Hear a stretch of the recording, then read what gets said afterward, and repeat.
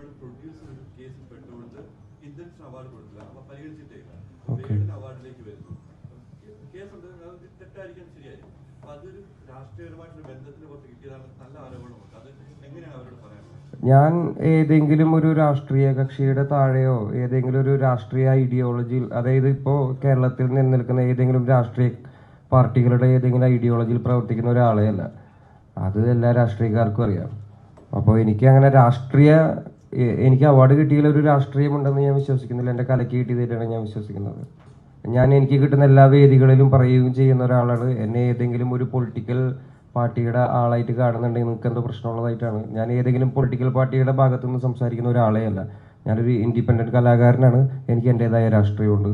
അത് ഞാൻ തുടർന്ന് സംസാരിച്ചുകൊണ്ടേയിരിക്കും. പക്ഷേ ഞാൻ സംസാരിക്കുന്ന രാഷ്ട്രീയം ഇപ്പോൾ കേരളത്തിലൊരു രാഷ്ട്രീയ പാർട്ടികളും സംസാരിക്കുന്നില്ല. അതുകൊണ്ട് ഇതൊരു രാഷ്ട്രീയ കളിയായിട്ട് എനിക്ക് തോന്നുന്നില്ല. എൻ്റെ കലയ്ക്ക് കിട്ടിയ ബഹുമതിയായിട്ടാണ് ഞാൻ കരുതുന്നത്.